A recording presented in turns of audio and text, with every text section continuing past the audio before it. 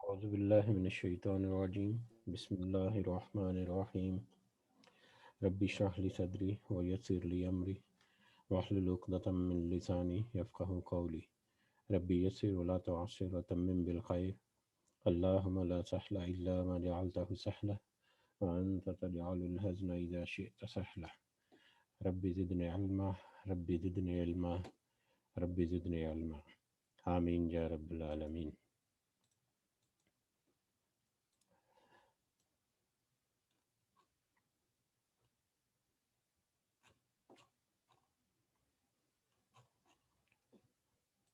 اعوذ باللہ من الشیطان الرجیم۔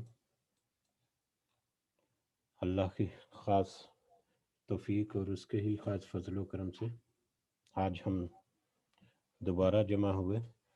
اور اپنے دن کا آغاز کر رہے ہیں اللہ کے پاک نام سے اور اس کے بابرکت کلام سے۔ اللہ تعالیٰ سے دعا ہے کہ ہمارا یہ دن ہمارے گزشتہ کل سے بہتر ہو، اور اللہ تعالیٰ ہمیں توفیق دے کہ ہم اپنی دنیا میں، اپنی زندگی میں جہاں تک ممکن ہو ہم اپنی اصلاح کر سکیں اور اپنے آپ کو ایمان پر اور اس کے تقاضوں پر پورا رکھ سکیں۔ آمین یا رب العالمین۔ آج ہم انشاءاللہ سورہ بقرہ کی آیت نمبر 221 ٹو 21 سے دیکھیں گے انشاءاللہ۔ کل ہم نے دیکھا تھا کہ نبی کریم صلی اللہ علیہ وسلم سے لوگ خمر اور میسر، خمر اور جوئے کے متعلق سوال کیا کرتے تھے، کیونکہ ظاہری طور پر بھی دیکھنے میں ان کو کچھ اس کے نقصانات جو ہے یا معاشرے میں کچھ بے روی یا اس طرح کے معاملات کھل کر واضح نظر آتے تھے۔ تو انہی کی بنیاد پر صحابہ کرام جو ہے وہ اکثر معاملات میں جن کو ان کو کچھ شک رہتا تھا وہ نبی کریم صلی اللہ علیہ وسلم سے پوچھا کرتے تھے، وہ خود سے ان سے سوال کیا کرتے تھے۔ اور وہاں پر صحابہ ہی تھے سارے ماشاءاللہ جو ایمان پہ قائم تھے۔ تو بہت ساری ایسے مثالیں ملتی ہیں جہاں پر صحابہ نے ایسے معاملات جو ہیں وہ اٹھائے، یا صحابہ کے تھرو ایسے معاملات جو ہیں وہ امپلیمنٹ ہوئے کہ سبحان اللہ کے مطلب ہمیں عام طور پہ ہمیں پتہ نہیں، عام طور پہ ہمیں بتایا نہیں جاتا کہ صحابہ کا رول یا صحابہ کے جو ان روزمرہ کے معاملات ہیں ان میں ان کی مطلب ذاتی حیثیت سے کس طرح سے وہ اس میں پیش رہتے تھے، اور کس طرح سے وہ ہر وقت سوچتے اور سمجھنے کی کوشش کرتے رہتے تھے۔ اس کی ایک مثال میں اگر دوں، اور بھی کچھ مثالیں ملتی ہیں۔ اس کی ایک مثال ہے یہ اذان کی آواز، اذان جو ہے، جو نماز کے لیے مسجد میں جو اذان دی جاتی ہے، وہ اذان مجھے اب ان صحابی کا نام نہیں یاد آ رہا، پتہ نہیں میرے ذہن سے مس ہو گیا۔ وہ اذان کے الفاظ جو ہیں اور اقامت کے الفاظ وہ ان صحابی کو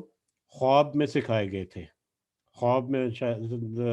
میں ان کو اذان آئی تھی، اذان کے الفاظ۔ پھر وہ نبی کریم صلی اللہ علیہ وسلم کے پاس آئے اور انہوں نے کہا کہ مجھے اس طرح سے مطلب خواب آئی ہے، تو خواب میں یہ کلمات جو ہیں وہ مجھے سکھائے گئے ہیں۔ تو نبی کریم صلی اللہ علیہ وسلم نے فرمایا کہ یہ کلمات تم بلال کو سکھاؤ۔ تو حضرت بلال جو ہیں انہوں نے ان سے وہ کلام سیکھے، پھر اس کو امپلیمنٹ کیا گیا۔ اس طرح سے کچھ اور بھی واقعات ایسے ملتے ہیں یا معاملات ایسے ملتے ہیں جن میں صحابہ جو ہے وہ اکثر آگے بڑھ کے آتے تھے، اور کچھ معاملات جن میں ان کو کچھ شک و شبہ ہوتا تھا ان کے بارے میں وہ سوال بھی کیا کرتے تھے۔ تو اس طرح کے بہت سارے سوال، جیسے ہم نے پہلے بہت دفعہ پڑھا کہ وہ خرچ کرنے کے بارے میں، کہ خرچ کیا جائے، کہاں کیا جائے، کیسے کیا جائے، کون سے لوگ جو وہ زیادہ مطلب فضیلت رکھتے ہیں خرچ کرنے میں۔ تو یا جن کے پاس مال زیادہ تھا ظاہر ہے ان کے خرچ جو ہے وہ اس طرح کے ہوں گے۔ تو جو صحابہ تھے وہ پھر سوال کر کے پوچھ لیتے تھے کہ ان کے ڈر رہتا تھا کہ یہ نہ ہو کہ کوئی ایسی ہم عمل کر بیٹھیں یا ایسا ہی کوئی عمل کرتے رہیں جو اللہ کو ناگوار گزرے۔ تو اس طرح کے سوالوں میں سے ایک خمر اور جوا جو ہے ان کے بارے میں بھی سوال کیا تھا۔ یہ میں نے تھوڑی سی وضاحت اس لیے کر دی کہ ایک معاشرے میں جو رواج یا جو چیزیں چل رہی تھیں اس کے بارے میں اس کا اچھا یا برا ہونا جبلت ہے، ایک انسان کی اپنی فطرت بھی ہے، اس میں بھی انسان کو اندازہ ہو جاتا ہے کہ یہ کام جو ہے یہ اچھا ہے یا برا ہے، اور جو جس پہ اس کو شک ہو اس کو یقیناً تھوڑی سی کھوج لگا کے جہاں تک ممکن ہو اس میں رہنمائی حاصل کرنی چاہیے، مطلب اہل علم کی۔ تو اللہ تعالی ہمیں توفیق دے ایسے معاملات جو ہیں ان کو صحیح معنوں میں سمجھنے کی، اور ان پر تحقیق کرنے کی، اور عمل کرنے کی انشاءاللہ۔ تو خمر اور جوا جو ہے اس کے بارے میں اللہ تعالیٰ نے کھل کر اور بہت واضح الفاظ میں بتا دیا، اور یہاں سے یہ پہلا حکم تھا خمر اور میسر کے بارے میں کہ اس میں گناہ جو ہے وہ فائدے کی نسبت بہت زیادہ ہے، یعنی اس فائدہ بہت کم ہے دنیاوی لحاظ سے، لیکن اس کے گناہ جو ہے وہ بہت بڑے ہیں، تو لہٰذا اب ایک انڈیکیشن دے دی گئی، تو اس سے تھوڑا سا بچنے کی کوشش کرو۔ اور اس کے بعد یتیموں کے بارے میں سوال ہوا آخری آیت میں 220 نمبر میں کہ یتیموں کے ساتھ کیسا معاملہ کیا جائے، تو اللہ تعالیٰ نے کہا کہ ان کے ساتھ تو خیر اور بھلائی جو ہے اور ان کی اصلاح کرنا یہی زیادہ اہم ہے، اور اگر ان کے معلوم کو اصلاح کی خاطر اور ان کے نفع کے لیے، یتیموں کے نفع کے لیے اور ان کی سیکیورٹی کے لیے، فیوچر کے لیے، اگر تم اپنے مال کے ساتھ ملا لو اور اس میں سے تم اگر خرچ بھی کر لو کچھ، تو اس میں کوئی برائی نہیں، لیکن اس کے ساتھ یہ بھی فرما دیا کہ جو فساد کرتا ہے اور جو اصلاح کرنے والا ہے اللہ تعالیٰ ان سب کو خوب اچھی طرح سے جانتا ہے، اور اللہ تعالیٰ نے آسانی پیدا کی، مشکل نہیں پیدا کی۔ اب بڑھتے ہیں اگلی آیت کی طرف، آیت نمبر 221۔ اعوذ باللہ من الشیطان الرجیم۔ وَلَا تَنْكِحُوا الْمُشْرِكَاتِ حَتَّى يُؤْمِنُوا، اور نہ تم نکاح کرو مشرک عورتوں سے یہاں تک کہ وہ ایمان لے آئیں۔ وَلَا أَمَةٌ، اور البتہ لونڈلی یا غلام عورت، مؤمنۃ، مومن جو مومن ہو، خیر من مشرکۃ، بہتر ہے مشرک عورت سے، مشرکہ عورت سے، ولا اعجبتکم، اگرچہ تو وہ تمہیں اچھی ہی لگے، ولا تنکحوا،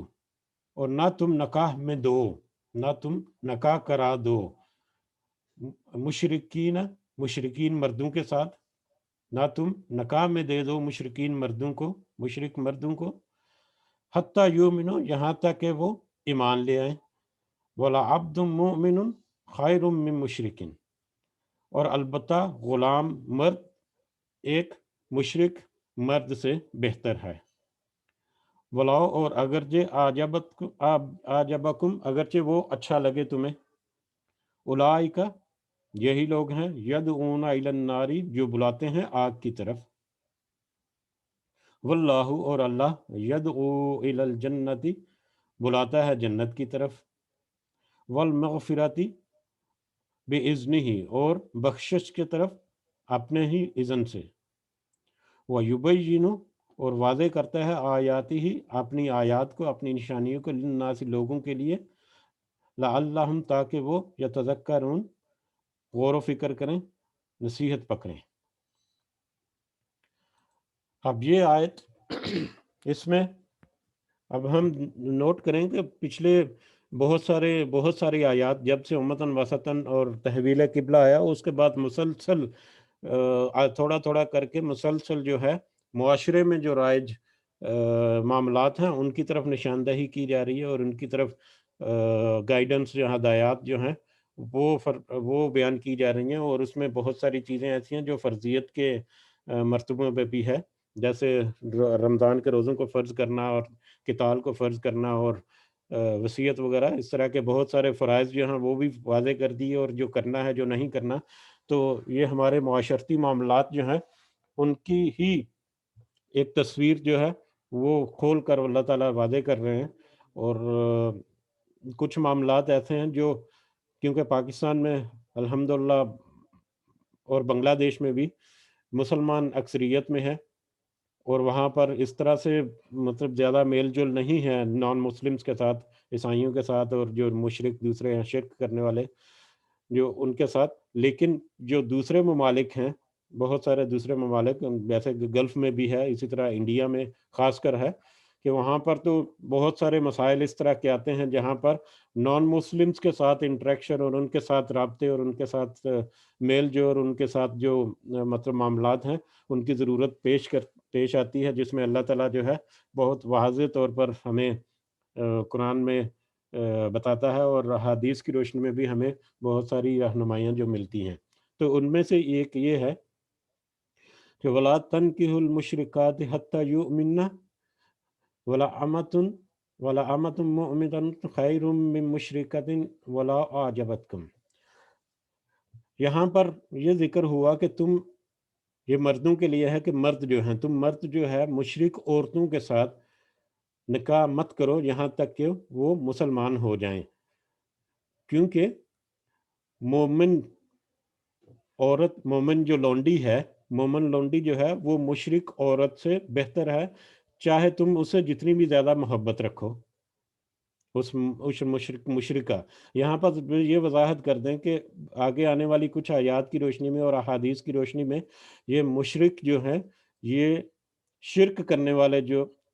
مطلب غیر کتاب جو ہیں وہ شامل ہیں، جس میں مطلب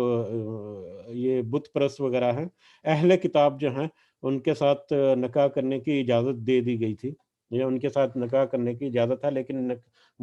جو اہل کتاب عورت ہے اس کے ساتھ، یعنی مومن مرد، مسلمان مرد جو ہے وہ اہل کتاب عورت کے ساتھ نکاح کر سکتا ہے، لیکن مومن عورت جو ہے مسلمان عورت وہ نکاح نہیں کر سکتی اہل کتاب مرد کے ساتھ۔ تو یہ جو مشرک یہاں پر ذکر ہو رہا ہے، یہ مشرک ہو رہا ہے بت پرست کی، جو اہل کتاب نہیں ہے۔ تو پہلے تو مردوں کے لیے ہے کہ مرد جو ہے وہ عورتوں سے، مشرک عورتوں سے نکاح نہ کریں، کیونکہ حتیٰ کہ وہ ایمان لائیں، جہاں تک کہ وہ ایمان لے آئیں، کیونکہ مومن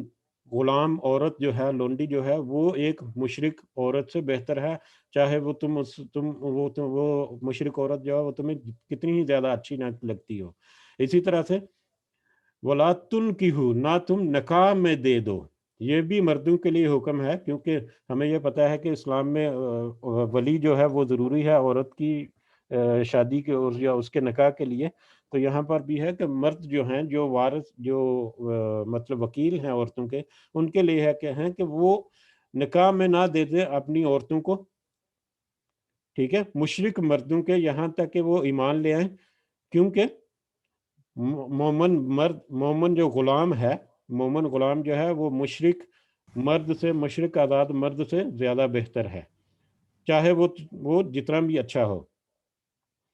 اب یہاں تک تو ہو گیا کہ صرف نکاح نہیں کیا جا سکتا یا نہیں کرنا، جو ممانعت ہے، یعنی مسلمان عورت ہو یا مرد ہو، اس کی جو مشرک عورت یا مرد سے نکاح جو ہے اس سے منع کیا گیا ہے۔ اس کے بہت سارے دنیاوی فوائد بھی ہیں، لیکن اس کے روحانی فوائد بہت زیادہ ہیں، روحانی فوائد،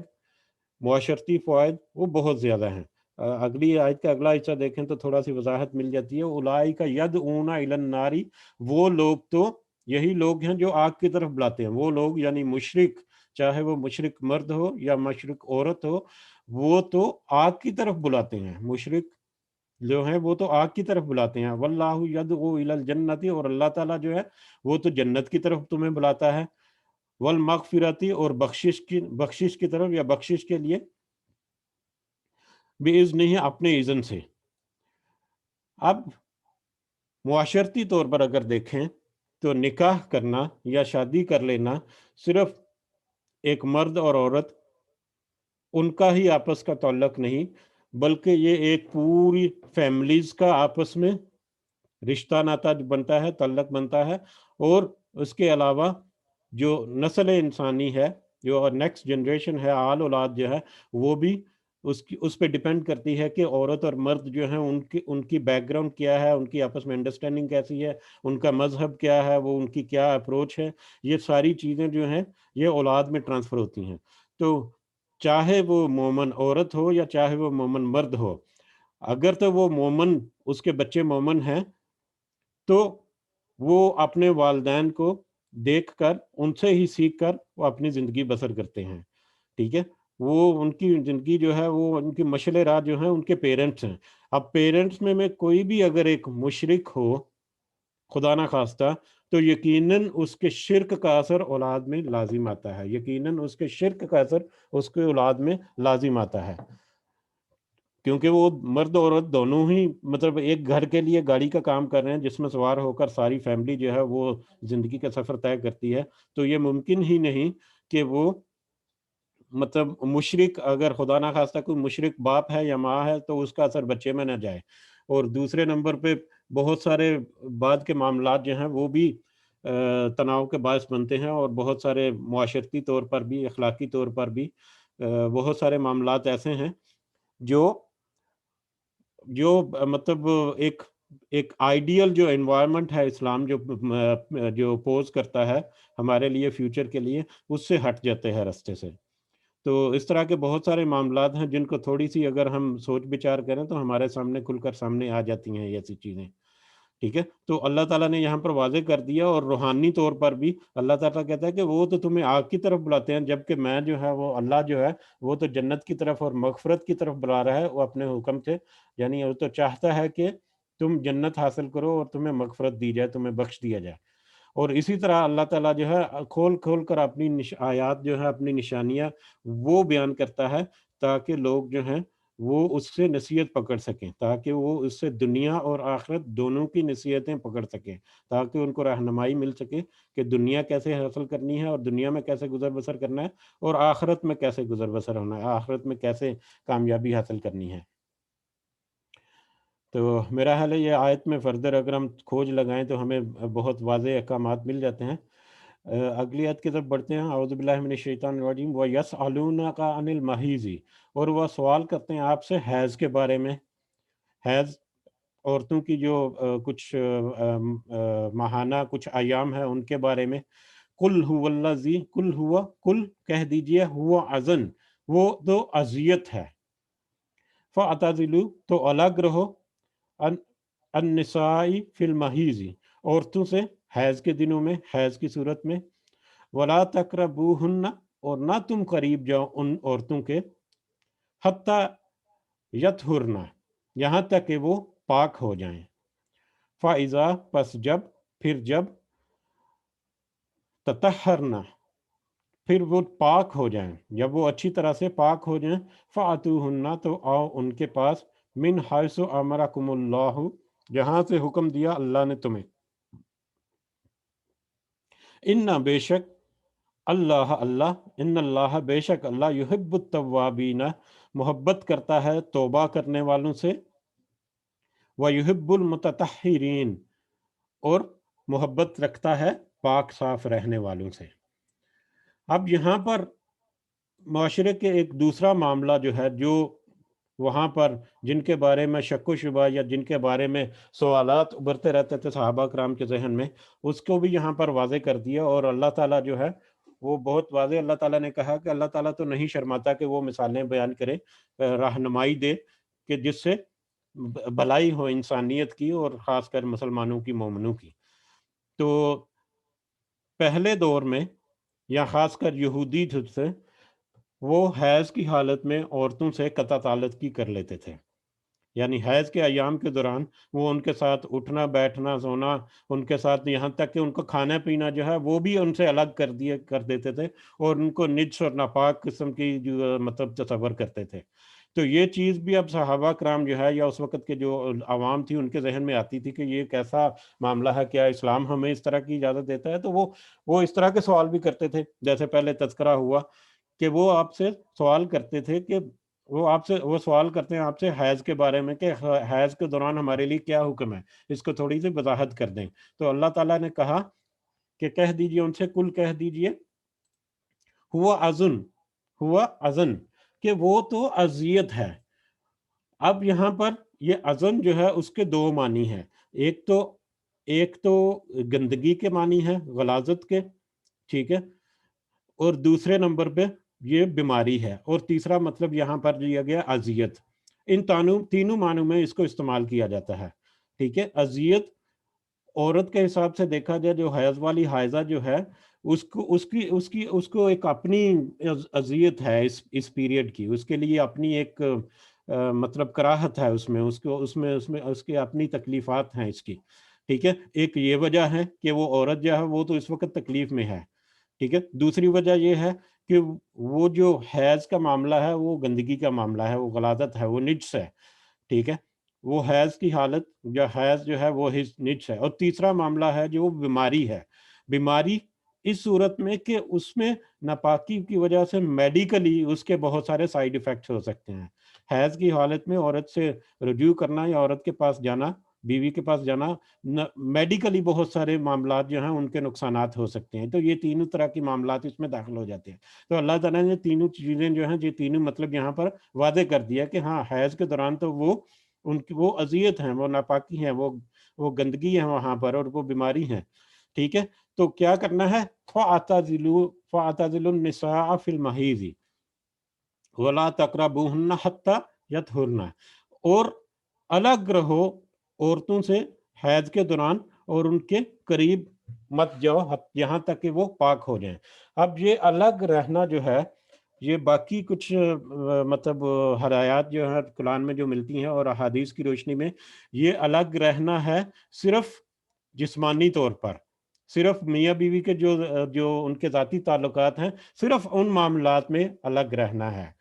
ٹھیک ہے۔ اس کے علاوہ باقی جتنے معاملات ہیں، جس طرح یہودی کرتے تھے کہ بالکل ہی ان کو عورتوں کو الگ کر دیا اور ان کے کھانے پینے کے برتن بھی کر دیے، تو اس طرح کی کوئی چیز نہیں، صرف اور صرف جو جنسی تعلق ہے اس سے پیچھے ہٹنے کا کہا گیا۔ اس کے علاوہ باقی جتنے معاملات ہیں ان میں بالکل جیسے معمول کی زندگی بسر ہوتی ہے ویسے ہی چلتی ہے، ٹھیک ہے۔ تو اس میں کھانا پینا، اٹھنا بیٹھنا سونا، ہر چیز جو ہے وہ ہر چیز کی اجازت ہے، صرف جنسی تعلق قائم کرنے کی اجازت نہیں ہے، ٹھیک ہے۔ تو وہاں تک کہا گیا، تو وہاں اس حد تک ان سے الگ رہو حیض کے دنوں میں، اور جب وہ پاک ہو جائیں، جب وہ حیض کے دن سے گزر جائیں اور وہ پاک ہو جائیں، پاکی اختیار کر لیں، تو پھر ان کے قریب جاؤ۔ فَإِذَا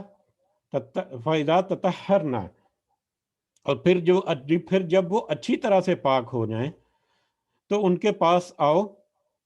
فَأْتُوهُنَّ مِنْ حَيْثُ أَمَرَكُمُ اللَّهُ، تو ان کے پاس جاؤ جہاں سے اللہ نے حکم دیا۔ ان کے ساتھ جائز قسم کے جو جنسی تعلقات ہیں وہ استفار کرنے ہیں جس کا اللہ تعالیٰ نے حکم دیا، وہاں تک، اس حد تک ان کے پاس جاؤ۔ ان اللہ یحب، بے شک اللہ، یحب التوابین، محبت کرتا ہے توبہ کرنے والوں سے، اور مطلب محبت کرتا ہے پاک رہنے والوں سے۔ اب جب یہ واضح ہو گیا کہ کیا حدیں ہیں مومن کے لیے، یہ شادی بیاہ کے معاملات میں بھی اور یہاں پر اس کے زواجی تعلقات کے معاملوں میں بھی، تو اس یہاں تک جب تک یہ واضح نہیں ہوا، اس سے پہلے اگر کوئی کمی بیشی رہ گئی، اگر کوئی گستاخی ہو گئی، اگر کوئی معاملہ ایسا ہو گیا، تو توبہ کرنی ہے، کیونکہ اللہ تعالیٰ جو ہے وہ توبہ کرنے والوں کو پسند کرتا ہے، ٹھیک ہے۔ اور اللہ تعالیٰ پاک رہنے والوں کو بھی پسند کرتا ہے۔ تو یہ پاک رہنا، صاف ستھرا رہنا اور صاف ستھرے معاملات کو اپنانا، اللہ تعالیٰ اسی کو پسند کرتا ہے۔ غلیظگی اور گندگی اور اس طرح کے معاملات جو ہے اللہ تعالیٰ اس کو بالکل بھی پسند نہیں کرتا۔ نساؤکم حرث لکم، تمہاری عورتیں کھیتی ہیں تمہارے لیے۔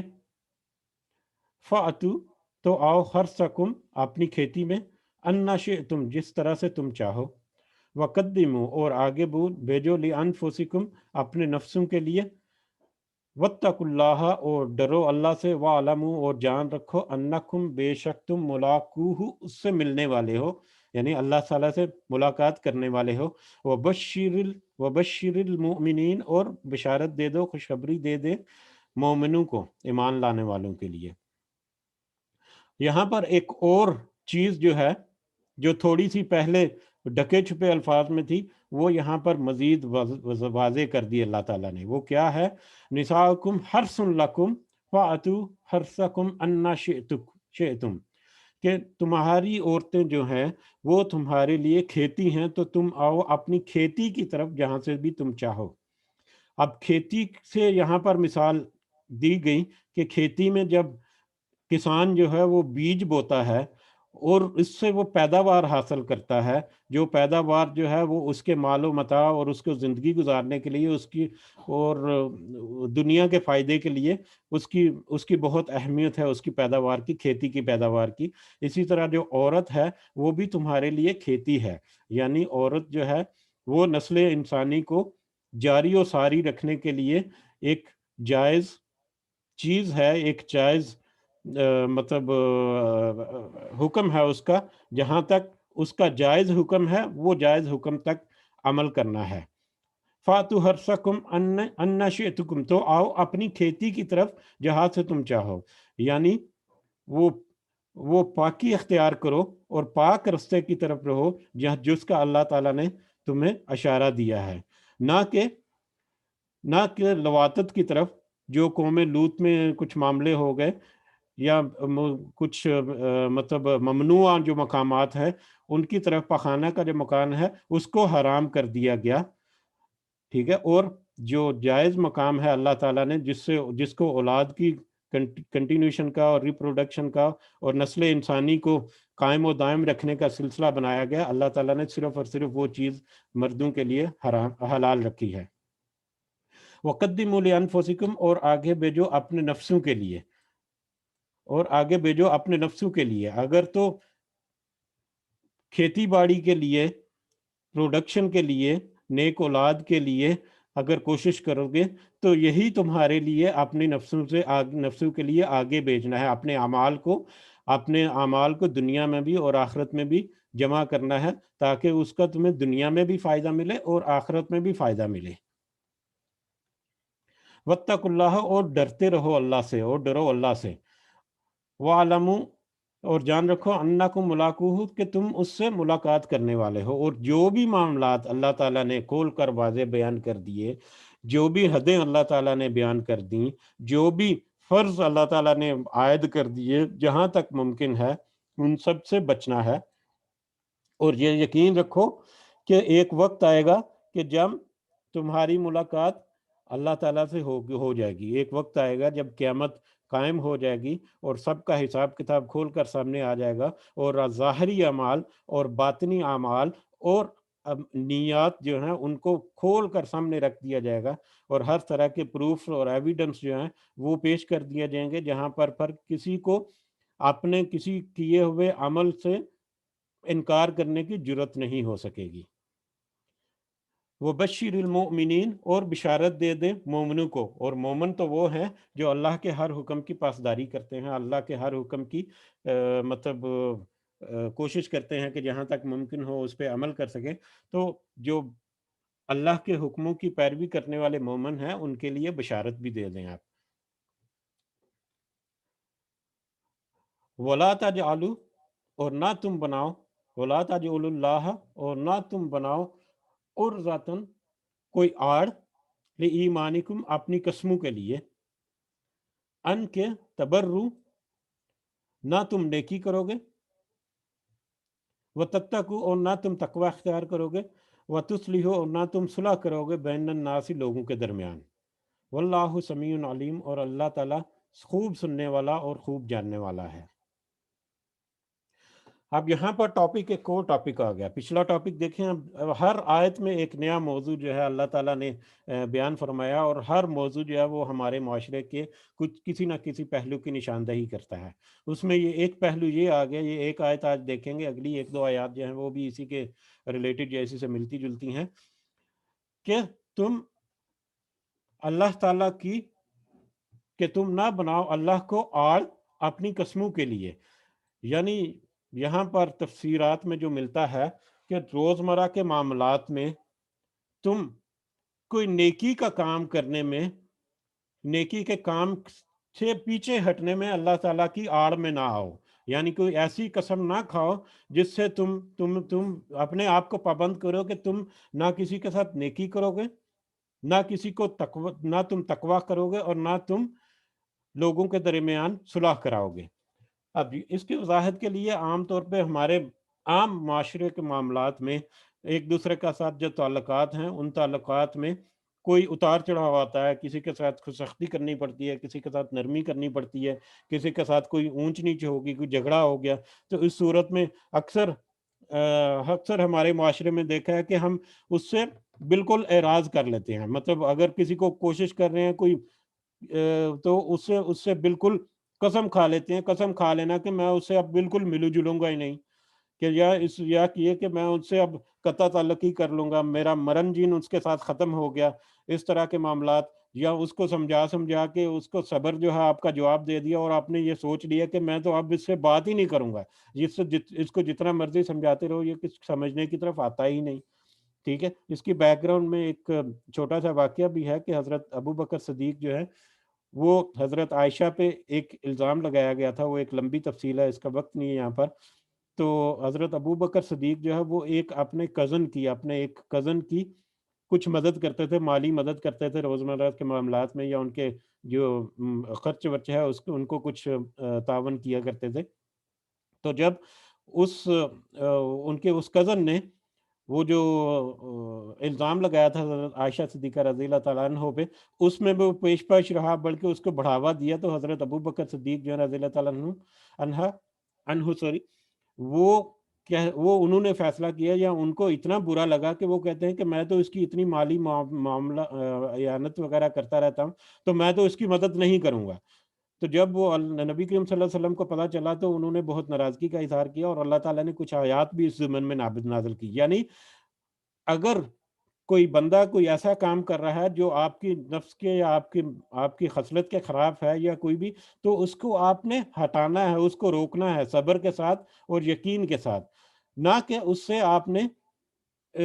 مطلب پیچھا چھڑا لینا ہے اور اپنے آپ کے اوپر آپ نے قسم ڈال دینی ہے کہ میں تو اب اس کے ساتھ یہ معاملہ کبھی نہیں کروں گا. ٹھیک ہے. اسی طرح سے صلح کے معاملات میں عام طور پہ یہ بہت عام ہے. اور مطلب ہم اگر اپنے خاندانوں میں دیکھیں تو ہم نے بہت سارے لوگ ایسے ملیں گے جو ایک دوسرے کے ساتھ انہوں نے قسم ڈالی ہوئی ہے کہ بس ملنا ہی نہیں، ساری عمر ایک دوسرے کے ساتھ ملاقات جو ہے وہی ختم کر دی انہوں نے. تو یہاں پر اللہ تعالیٰ نے کہا ہے کہ اس طرح کے معاملات میں جہاں تم نیکی کے معاملے میں اپنے آپ کو پیچھے ہٹنے کے لیے اللہ کی آڑ میں کچھ قسم مت کھاؤ، اللہ کی آڑ میں کچھ قسم نہ کھاؤ، اور اگر ایسا کر چکے ہو تو پھر تمہیں وہ قسم توڑنی ہے، کیونکہ یہ جائز نہیں ہے کہ تم کوئی بھی نیکی کا کام جس میں تمہارا صبر آزمایا جائے گا، جس میں تمہاری جو نیکیاں ہیں وہ اضافہ ہوں گی جب تک ان کے لیے کوشش کرتے رہو گے. اگر تم ان سے پیچھے ہٹنے کی اپنے آپ سے مطلب اپنے آپ کو مائل کرو تو اس سے منع کر دیا گیا.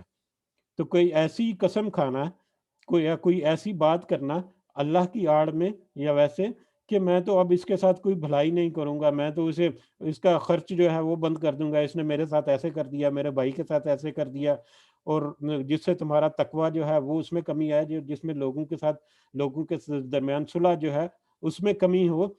تو ایسی چیزوں کو یا ایسی قسموں کو یا ایسی باتوں سے منع فرما دیا گیا. نہ تم بناؤ اللہ کو آڑ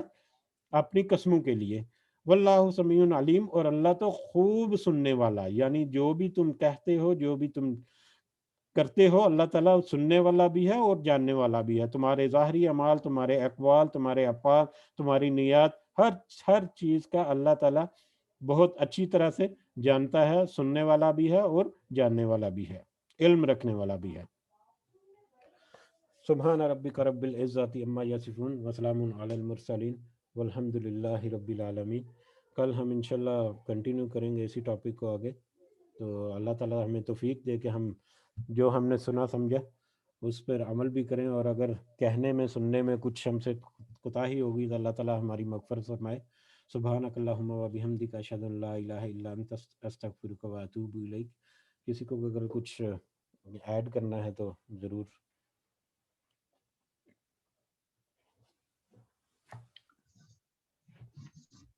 حسب عادہ. جزاک اللہ خیر، بارک اللہ فیک شیخ. تسلم. جزاک اللہ خیرن. بس ہم دیکھیں اپنے روزمرہ کے معاملات جو ہیں ان میں ہم جہاں تک بہتری ہمارے لیے ممکن ہو. اور میں تو جیسے پڑھ رہا ہوں، میں بھی فرسٹ ٹائم ہی ایک حساب سے ترتیب سے پڑھ رہا ہوں، تو الحمدللہ ایسی چیزیں سامنے آ رہی ہیں جس کا ایک عام بندہ جو ہے وہ سوچتا بھی نہیں. اللہ تعالیٰ نے کیسے کھول کے یہاں پر واضح کر کے بیان کر دیا ہر چیز. بے شک جزاک اللہ خیر انشاءاللہ. ٹھیک ہے پھر جزاکم اللہ خیراً. ٹھیک ہے جی جزاک اللہ الحمد السلام للہ علیکم. حاضر ہوں گے فیاکم اگلے انشاءاللہ. سبق کے ساتھ. اللہ تعالیٰ ہمیں اس پر سمجھنے اور اس پر عمل کرنے کی توفیق دے. السلام علیکم ورحمۃ اللہ وبرکاتہ. آمین.